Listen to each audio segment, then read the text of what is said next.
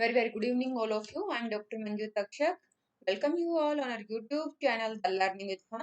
आज के इस वीडियो में हम कंटिन्यू करते हैं class 10 NCERT science book chapter 3। Topic है एक्रेंस ऑफ मेटल्स। तो मेनली जो बहुत सारे मेटल्स की हम बात करते हैं, तो जो मेटल्स का मेजर सोर्स क्या है, कहाँ पाए जाते हैं मेटल्स। तो अगर हम बात करें मेजर सोर्स ऑफ मेटल्स, वो है अर्थ क्रस्ट। अर्थ के क्रस्ट में पाए जाते हैं आपके बहुत सारे मेटल्स। जैसे हमने आपको ये भी बताया था कि जो सी वाटर है उसके अंदर सोडियम क्लोराइड प्रेजेंट होता है। सोडियम क्लोराइड आपका क्या है? Salt of sodium metal. तो नॉट ओनली सोडियम क्लोराइड, बहुत सारे दूसरे मेटल के सॉल्ट्स भी सी वाटर के अंदर प्रेजेंट रहते हैं। अगर हम बात करें बहुत सारे मिनरल्स की, तो वो भी आपके अर्थ के क्रस्ट में पाए जाते हैं। अब आप सोच रहे होंगे ये मिनरल्स होते क्या हैं। यानी कि कुछ अगर हम बात करें एलिमेंट्स की, कंपाउंड्स की, जो अर्थ क्रस्ट के अंदर नेचुरली प्रेजेंट होते हैं, उन एलिमेंट्स और कंपाउंड्स को हम क्या बोलते हैं? मिनरल्स। वो कंपाउंड्स, वो एलिमेंट्स जो अर्थ के क्रस्ट में नेचुरली प्रेजेंट होते हैं, उनको क्या बोलते हैं? मिनरल्स बोलते हैं। अब ये जो मिनरल्स होते हैं, इनके अंदर मान लो जैसे कोई एक मिनरल अगर हम बात करें, कुछ ऐसा है जिसके अंदर आयरन की परसेंटेज बहुत ज्यादा है, तो हम उस मिनरल से आयरन को एक्सट्रैक्ट कर सकते हैं। तो इन मिनरल्स को, वो पर्टिकुलर मिनरल्स जिनके अंदर किसी पर्टिकुलर मेटल का परसेंटेज बहुत हाई होता है, और फिर हम उन मेटल्स को उस मिनरल से एक्सट्रैक्ट कर सकते हैं, प्रॉफिटेबली एक्सट्रैक्ट कर सकते हैं, उन मिनरल्स को क्या बोलते हैं? ओर्स बोलते हैं। तो ओर्स क्या है? ओर्स एक्चुअली मिनरल्स ही हैं। मिनरल्स क्या है? मिनरल्स किसी कंपाउंड का अर्थ के क्रस्ट में नेचुरली पाया जाना मिनरल्स हैं। लेकिन वो मिनरल्स जिनमें आपका मेटल का, किसी पर्टिकुलर मेटल का हाई परसेंटेज हो, और प्रॉफिटेबली उस मेटल को उस मिनरल से एक्सट्रैक्ट करके निकाल सके, तो उन मिनरल्स को हम क्या बोलते हैं? ओर्स बोलते हैं। अब हम बात करते हैं कि ये जो ओर्स हैं, इनसे मेटल को निकालेंगे कैसे। जो मेटल का, इन ओर्स से मेटल का निकालना क्या कहलाता है? Extraction of the metals. तो अभी हमने लास्ट वीडियो में मेटल के रिएक्टिविटी सीरीज के बारे में पढ़ा था, reactivity series of the metals. और रिएक्टिविटी सीरीज क्या है? ये एक लिस्ट ऑफ मेटल्स है जिसमें मेटल को अरेंज किया गया है according to their, in order of decreasing their reactivity. यानी कि जो मेटल की रिएक्टिविटी है वो जिस ऑर्डर में डिक्रीज हो रही है, तो वहां से हमने एक मेटल की लिस्ट बना दी है, और उसी मेटल की लिस्ट को रिएक्टिविटी सीरीज बोला जाता है। अब अगर आपको रिएक्टिविटी सीरीज का नॉलेज है, तो आप समझ सकते हैं कि मेटल को जो है ओर से कैसे एक्सट्रैक्ट किया जा सकता है। क्योंकि हमने ये देखा कि जो कुछ मेटल्स हैं, they are found in earth crust in free state also. अब फ्री स्टेट का क्या मतलब है? कि मतलब वो किसी और से बाउंड नहीं है। कुछ मेटल जो है वो कंपाउंड की फॉर्म में है, मतलब वो मेटल किसी और एलिमेंट से बाउंडेड है। और जो मेटल, अगर एक्टिविटी सीरीज के बॉटम की हम बात करें, तो वो सबसे कम रिएक्टिव है, लिस्ट रिएक्टिव है। और जो लिस्ट रिएक्टिव मेटल होंगे, जनरली वही आपके फ्री स्टेट में पाए जाते हैं। अगर हम बात करें, ये आपकी रिएक्टिविटी सीरीज है या एक्टिविटी सीरीज है, जिसमें हम अगर बॉटम की बात करते हैं, तो आपका सिल्वर और गोल्ड आप देख सकते हैं। जैसे गोल्ड है, सिल्वर है, प्लेटिनम है, कॉपर है, ये आपके फ्री स्टेट में पाए जा सकते हैं। फ्री स्टेट का मतलब दूसरी इम्प्योरिटीज ना हो। कॉपर और सिल्वर आपके कंबाइंड स्टेट में भी मिल सकते हैं और फ्री स्टेट में भी मिल सकते हैं। अगर कॉपर और सिल्वर कंबाइंड स्टेट में मिलेंगे, तो इनके सल्फाइड्स मिल सकते हैं, ऑक्साइड्स और मिल सकते हैं। जो मेटल एक्टिविटी सीरीज के टॉप में है, जैसे potassium, sodium, calcium, magnesium, aluminium, top में होने का मतलब क्या है? They are highly reactive. Highly reactive है तो ये किसी से भी बाउंड इजीली कर लेंगे। तो they are never found in nature as free element. ये जो टॉप में है, एक्टिविटी सीरीज के टॉप मेटल हैं, they are never found in nature as free elements. The metals in the middle of the activity series, अगर activity series के middle की बात करें, जैसे जिंक है, आयरन है, लेड है, कॉपर है, ये मॉडरेटली रिएक्टिव होते हैं। यानी कि ना तो ये ऐसा है कि किसी के साथ रिएक्ट नहीं करते, ना ही ऐसा है कि एकदम से रिएक्ट कर जाते हैं, मॉडरेटली रिएक्टिव होते हैं। तो ये जो अर्थ के क्रेस्ट में पाए जाते हैं, मेनली एज ऑक्साइड्स, सल्फाइड्स और carbonates. You will find that the ores of many metals are oxides. बहुत सारे मेटल्स जो है ऑक्साइड्स की फॉर्म में प्रेजेंट होते हैं। क्यों? क्योंकि ऑक्साइड जो है एक रिएक्टिव एलिमेंट है। तो ऑक्सीजन, सॉरी मुझे ऑक्साइड की बजाय ऑक्सीजन कहना चाहिए, क्योंकि ऑक्सीजन आपका मेटल के साथ रिएक्ट करके मेटल ऑक्साइड बना रहा है, या किसी भी एलिमेंट के साथ रिएक्ट करके उस मेटल का ऑक्साइड बनाता है। तो ऑक्सीजन आपका बहुत ही रिएक्टिव एलिमेंट है और अर्थ के अंदर अबंडेंट में प्रेजेंट है। इसलिए जो बहुत सारे मेटल है वो ऑक्सीजन के साथ रिएक्ट करके मेटल ऑक्साइड्स बनाते हैं। तो अगर हम बात करें on the basis of the reactivity of the metal, we can group the metals into three categories. पहली हम बात करेंगे मेटल्स ऑफ लो रिएक्टिविटी, जो नीचे हैं रिएक्टिविटी सीरीज में। सेकेंड हम बात करेंगे metals of the medium reactivity, जो बीच में है। और थर्ड है metals of the high reactivity, जो इस सीरीज में टॉप में है। अब डिफरेंट टेक्निक्स यूज होंगी for obtaining metals following in each category. अब हर कैटेगरी से मेटल को सेपरेट करने के लिए अलग अलग टेक्निक यूज होती है। सेवरल स्टेप्स इन्वॉल्व होते हैं in the extraction of the pure metal from the ores. यहाँ पे एक समरी दिखाई है फिगर 3.10 में, और यहाँ पे हम आगे इन स्टेप्स को डिटेल में एक्सप्लेन करेंगे। लेकिन यहाँ पे ये बताता है कि जो ओर है, कंसेंट्रेशन ऑफ ओर, उसको हमने थ्री कैटेगरी में डिवाइड कर लिया है। पहले वो मेटल जो बहुत रिएक्टिव हैं, इनको हम जो इलेक्ट्रोलाइसिस प्रोसेस है मोल्टन ओर का, इलेक्ट्रोलाइसिस प्रोसेस से प्योर मेटल एक्सट्रैक्ट करते हैं। सेकंड, वो मेटल जो मीडियम रिएक्टिविटी के हैं, ये आपके कार्बोनेट की फॉर्म में एग्जिस्ट कर सकते हैं, सल्फाइड की फॉर्म में एग्जिस्ट करते हैं। फिर हम इनको ऑक्साइड्स में कन्वर्ट करते हैं। जो कार्बोनेट और सल्फाइड हैं, इनको मेटल ऑक्साइड में कन्वर्ट करेंगे। जो सल्फाइड हैं, उनसे मेटल ऑक्साइड बनाते हैं by the process of roasting. और जो कार्बोनेट हैं, उनसे मेटल ऑक्साइड बनाते हैं by the process of calcination. Then जो मेटल ऑक्साइड्स हैं, उनका रिडक्शन होता है and then purification of metal. अब यहाँ पे हम बात करते हैं लो रिएक्टिविटी वाले मेटल की। If they exist as the sulphide ores, then by the roasting process they are converted into metal oxides, and then further they are reduced to metal and then refining. तो ये जो आपके कौन कौन से steps involve होंगे। अब हम बात कर लेते हैं एनरिचमेंट ऑफ ओर्स की। जो ओर्स हैं वो अर्थ में खादान में उनकी प्रेजेंट है, जैसे माइंस के फॉर्म में प्रेजेंट है। तो ओर्स जो है, they are mined from the earth, are usually contaminated with large amounts of the impurities. Impurities किसकी हो सकती है? जैसे सोयल की, सैंड की, इस तरह की इम्प्योरिटीज होंगी। तो जब हम ओर्स को अर्थ के क्रस्ट से निकालते हैं तो उसमें इम्प्योरिटीज प्रेजेंट होती हैं, और इनको हम बोलते हैं गेंग। जो इम्प्योरिटीज हैं, इनको मेटल एक्सट्रैक्शन से पहले उनको रिमूव करना जरूरी है, क्योंकि हम इम्प्योरिटीज को हटा देंगे तो then metal extraction process easy हो जाएगा। तो ये जो इम्प्योरिटीज हैं, they must be removed from the ore prior to the extraction of the metal. अब ये जो प्रोसेस है, जो आपका गेंग को रिमूव करने के लिए यूज किया जाता है, ओर से जो आपका मेटल ओर है, ओर से गेंग को रिमूव करने के लिए जो प्रोसेस यूज होता है, वो कौन से प्रोसेस है? They are based on the differences between the physical and chemical properties of the gangue and the ore. यहाँ पे डिफरेंट सेपरेशन टेक्निक्स यूज होती हैं।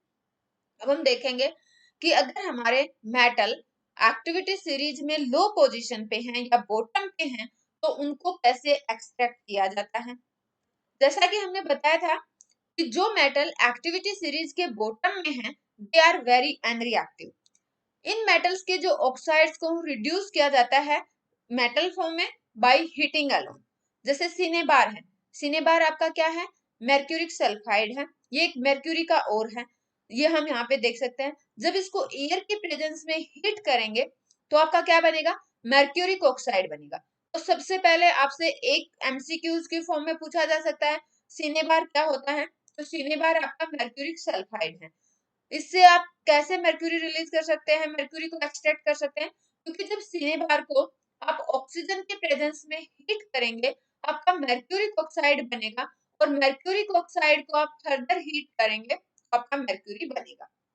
ये जो मर्क्यूरिक ऑक्साइड है, it is then reduce to mercury on further heating.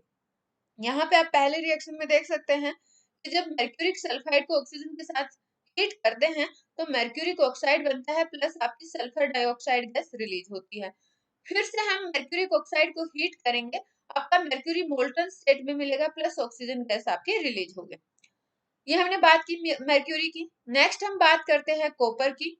Copper आपका copper sulphide की form में प्रेजेंट हो सकता है नेचर में, तो इसको कैसे एक्सट्रैक्ट करेंगे?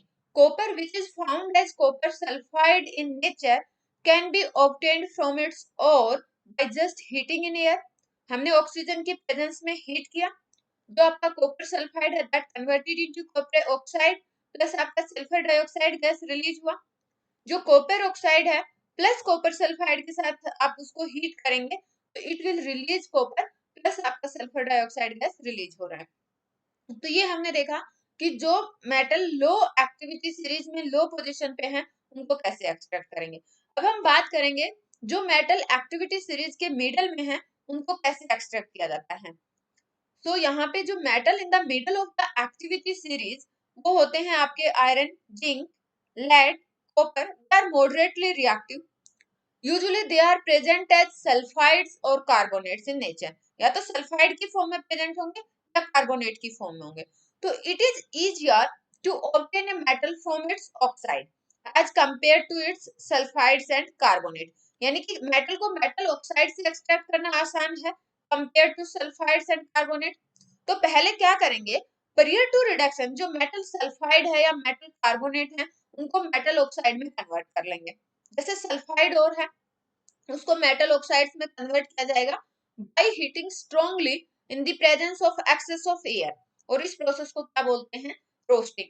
तो रोस्टिंग एक ऐसा प्रोसेस है जिसमें एक्सेस एयर की प्रेजेंस में मेटल सल्फाइड को हीट किया जाता है। और मेटल सल्फाइड को जब हम एक्सेस एयर की प्रेजेंस में हीट करेंगे तो ये जो सल्फाइड और है ये मेटल के ऑक्साइड्स में कन्वर्ट हो जाता है और इसी प्रोसेस को रोस्टिंग बोलते हैं। सेकंड है आपका कैल्सिनेशन प्रोसेस।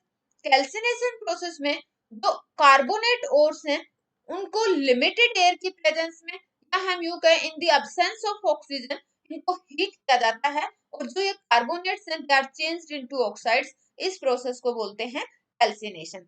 यहाँ पे आप देख लीजिए, अगर हम रोस्टिंग और कैल्सिनेशन की जिंक ओर्स के लिए रिएक्शन देखेंगे तो हमने क्या बताया, रोस्टिंग में क्या करते हैं, जिंक सल्फाइड को एक्सेस ऑक्सीजन की प्रेजेंस में हीट करते हैं और आपका जिंक सल्फाइड जिंक ऑक्साइड में बदल जाता है।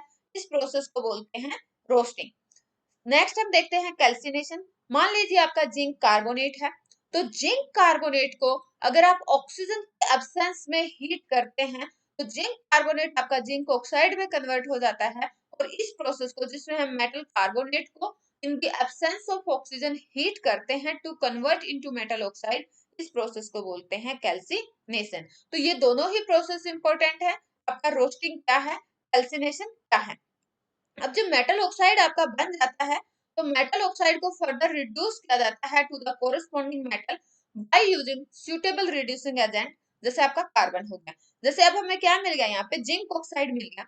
जिंक ऑक्साइड को अगर हम कार्बन के साथ हीट करेंगे तो आपका कार्बन मोनोऑक्साइड गैस रिलीज हो जाएगा और जिंक ऑक्साइड आपका जिंक मेटल में कन्वर्ट होगा, यानी कि जिंक मेटल हमें मिल जाएगा। Zinc oxide is reduce to metallic zinc.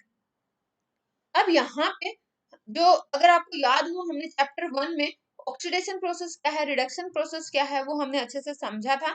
तो यहाँ पे आपने क्या किया है, जो जिंक ऑक्साइड है उसको उसका रिडक्शन करके उसको जिंक मेटल में कन्वर्ट किया है। So obtaining metals from their compound it is a reduction process. तो ये रिडक्शन प्रोसेस है। अब यहाँ पे जैसे यहाँ पे तो हमने देखा कि हमने कार्बन को यूज किया, कार्बन को हमने क्या यूज किया, कार्बन को हमने यहाँ पे एक रिड्यूसिंग एजेंट यूज किया। तो यहाँ पे हम कार्बन के अलावा कुछ और भी हम यूज कर सकते हैं जो आपके रिड्यूसिंग एजेंट्स हो। और यहाँ पे हम डिस्प्लेसमेंट रिएक्शंस की हेल्प से भी हम क्या कर सकते हैं, मेटल ऑक्साइड्स को मेटल में रिड्यूस कर सकते हैं। डिस्प्लेसमेंट रिएक्शन कैसे यूज करेंगे, क्योंकि हमने ये बताया था कि जो हाई रिएक्टिव मेटल्स हैं जैसे सोडियम, कैल्शियम, एल्यूमिनियम, ये क्या करेंगे, they are used as reducing agent, क्योंकि इनकी रिएक्टिविटी ज्यादा है। ये इजीली डिस्प्लेस कर देंगे जिन मेटल्स की रिएक्टिविटी कम होगी उनको फ्रॉम देयर कंपाउंड। तो यहाँ पे डिस्प्लेसमेंट रिएक्शन भी यूज हो सकती है। जैसे मान लो मैग्नीज डाइऑक्साइड है, हम इसको एल्यूमिनियम पाउडर के साथ हीट करेंगे तो यहाँ पे एल्यूमिनियम की रिएक्टिविटी मैग्नीज से ज्यादा है, तो एल्यूमिनियम क्या करेगा, मैग्नीज को डिस्प्लेस कर देगा। तो यहाँ पे आप देखेंगे कि manganese oxide converted into manganese metal और aluminium oxide will form as a side product और heat will be release. Can you identify the substance that are getting oxidized or reduced in this reaction? यहाँ पे देखिए manganese oxide आपका manganese में convert हुआ, ये क्या हुआ, रिड्यूस्ड हुआ। एल्यूमिनियम आपका क्या हुआ, ऑक्सीडाइज हुआ। तो आप बता सकते हैं इजीली कि कौन सा इस रिएक्शन में आपका कौन सा सब्सटेंस ऑक्सीडाइज हुआ है, कौन सा रिड्यूस हुआ है। ये जो डिस्प्लेसमेंट रिएक्शन है हाईली एक्सोथर्मिक है, यानी कि इनमें हीट इवोल्व होती है, और सम टाइम तो जो अमाउंट ऑफ हीट इवोल्व होता है वो इतना ज्यादा होता है जो मेटल जो है आपके मोल्टन स्टेट में प्रोड्यूस होते हैं। मेटल्स जो आपका प्रोड्यूस होगा वो मेल्ट हो जाएगा, मोल्टन स्टेट में मिलेगा। अगर हम बात करते हैं, मान लो आयरन 3 ऑक्साइड है Fe2O3, अगर इसको एल्यूमिनियम के साथ हम हीट करते हैं तो क्या मिलता है कि एल्यूमिनियम आपके आयरन को डिस्प्लेस कर देता है। Fe2O3 आपका आयरन में कन्वर्ट हो जाता है, एल्यूमिनियम ऑक्साइड बनता है और हीट रिलीज होती है। ये जो हीट है यहाँ पे जो आपको आयरन को मेल्ट कर देगी, और ये जो आयरन आपका मिलता है ये यूज होता है to join the railway tracks या क्रैक्ड मशीनरी पार्ट्स। आप समझ रहे हो, ये जो डिस्प्लेसमेंट रिएक्शंस हैं ये इस तरह की जो आपकी आयरन ऑक्साइड की रिएक्शन है एल्यूमिनियम के साथ, इसी रिएक्शन को यूज करके रेलवे ट्रैक्स को ज्वाइन किया जाता है। जो मशीन पार्ट्स क्रैक हो जाते हैं उनको ज्वाइन करने के लिए यूज होता है। इस रिएक्शन को क्या बोलते हैं, थर्मिट रिएक्शन बोलते हैं। जैसे यहाँ पे आप देख रहे हैं इस रिएक्शन को यूज करके, this is the thermit process for joining railway track को ज्वाइन किया जा रहा है, क्योंकि यहाँ पे जो आयरन होगा वो आपका मोल्टन स्टेट में होगा, और उस आयरन को आप जैसे भी यूज करोगे तो वो आपकी चीजों को ज्वाइन करने के लिए आसान होगा। मान लो यहाँ पे क्रैक हो गया, आयरन नहीं है, यहाँ पे आयरन गिरेगा तो that iron will join this crack part. Next हम देखेंगे कि एक्टिविटी सीरीज में जो मेटल टॉप पे हैं उनको कैसे एक्सट्रैक्ट किया जाए। तो हमें ये पता है कि रिएक्टिविटी सीरीज में जो मेटल्स हाई पोजीशन पे हैं they are very reactive, highly reactive हैं। तो इनको इनके कंपाउंड से मतलब ऐसे ओपन तो नहीं किया जा सकता कि मान लो आप कार्बन के साथ हीट कर लो, क्योंकि कार्बन के साथ आप हीट करोगे तो क्यों नहीं ओपन किया जा सकता, क्योंकि कार्बन इनके ऑक्साइड्स को रिड्यूस ही नहीं कर सकता, क्योंकि ये मेटल कार्बन के कंपैरेटिवली ज्यादा रिएक्टिव है। Carbon can not reduce the oxides of the sodium, magnesium, calcium, aluminium etcetera to the respective metal. क्यों, क्योंकि ये जो मेटल्स हैं they have more affinity for oxygen than carbon. Carbon की बजाय ऑक्सीजन के लिए इन मेटल्स की एफिनिटी ज्यादा है, हाईली रिएक्टिव मेटल्स हैं। सो इन मेटल्स को कैसे प्योरीफाई किया जाए, these metals are obtained by electrolytic reduction. होता क्या है, जैसे सोडियम, मैग्नीशियम, कैल्शियम, इनको इनके जो मोल्टन क्लोराइड है उनके इलेक्ट्रोलाइसिस प्रोसेस से ऑब्टेन किया जा सकता है। होगा क्या उसमें, उसमें मेटल्स जो है आपका जो नेगेटिवली चार्ज इलेक्ट्रोड है जिसको हम कैथोड बोलते हैं उसके ऊपर डिपॉजिट हो जाता है, जबकि जो क्लोरीन है जो कि आपका पॉजिटिवली चार्ज इलेक्ट्रोड एनोड होता है उसके ऊपर लिबरेट होती है। रिएक्शन हम देखेंगे, मान लो हम सोडियम क्लोराइड की बात कर रहे हैं तो यहाँ पे कैथोड पे आपका सोडियम डिपॉजिट हो जाएगा, सोडियम आयन प्लस इलेक्ट्रॉन लेके सोडियम डिपॉजिट होगा कैथोड पे। एनोड पे जो आपके क्लोराइड आयन है that will release chlorine gas plus electron. Similarly aluminium को इलेक्ट्रोलाइटिक रिडक्शन से, एल्यूमिनियम ऑक्साइड के इलेक्ट्रोलाइटिक रिडक्शन से ऑब्टेन किया जाता है। इसको हम समझेंगे, इसके पहले हम ये देख लेते हैं, इसको अच्छे से समझने से पहले हम समझ लेते हैं कि मेटल्स का रिफाइनिंग क्या होता है। रिफाइनिंग ऑफ मेटल यानी कि हमने मेटल ऑक्साइड से मेटल एक्सट्रैक्ट कर लिया, लेकिन ये मेटल भी जो है आपका बहुत प्योर नहीं है। Metals produced by various reduction process described above, अभी तक हमने जितने प्रोसेस डिस्क्राइब किए उन सबसे मेटल प्रोड्यूस हुआ, but these are not very pure, they contain impurities, और इन इम्प्योरिटीज को रिमूव करके प्योर मेटल ऑब्टेन किया जाता है। अब यहाँ पे इन इम्प्योरिटीज को रिमूव करने के लिए जो प्रोसेस यूज होता है उस प्रोसेस को बोलते हैं इलेक्ट्रोलाइटिक रिफाइनिंग। जो most widely used method for refining impure metal is electrolytic refining. अब हम समझ लेते हैं कि इलेक्ट्रोलाइटिक रिफाइनिंग होती क्या है। अगर हम बहुत सारे मेटल्स की बात करें जैसे कॉपर है, जिंक, टिन, निकल, सिल्वर, गोल्ड एक्सेट्रा, इन सबको हम इलेक्ट्रोलाइटिक से रिफाइंड कर सकते हैं। इसमें क्या होगा कि जो इम्प्योर मेटल है, impure metal is made anode. यहाँ पे जैसे मान लो आपका इम्प्योर मेटल जो भी अभी तक आपने बहुत सारे प्रोसेस से मेटल को एक्सट्रैक्ट किया वो मेटल बिल्कुल प्योर नहीं है, तो उस मेटल को हमने एनोड बना लिया। और क्या करेंगे, एक प्योर स्ट्रिप लेंगे, एक स्ट्रिप ऑफ प्योर मेटल, उसको हम बना देंगे कैथोड। अब यहाँ पे मेटल सोल्ट का सॉल्यूशन लेंगे, जिस मेटल को हमें प्योरीफाई करना है उसी मेटल के सोल्ट का सॉल्यूशन लेंगे, जो कि हम एज ए इलेक्ट्रोलाइट यूज करेंगे। A solution of the metal salt is used as an electrolyte. अब यहाँ पे ये जो अपरेटस है इस तरह का होगा, जैसा कि फिगर 3.12 में हम देख सकते हैं। यहाँ पे जो आपका इम्प्योर मेटल है वो हमने एनोड लिया, प्योर मेटल का जो स्ट्रिप होगा उसको कैथोड लेंगे। यहाँ पे जो हम सॉल्यूशन लेंगे, सपोज करो आप कॉपर को प्योर करना चाह रहे हैं, तो ये जो कॉपर सल्फेट सॉल्यूशन आप क्या लेंगे, एज एन इलेक्ट्रोलाइट लेंगे। अब on passing the current through the electrolyte, जैसे ही हमने इसमें से करंट पास किया, क्योंकि दोनों इलेक्ट्रोड को आपने बैटरी से कनेक्ट कर दिया, की से कनेक्ट कर दिया।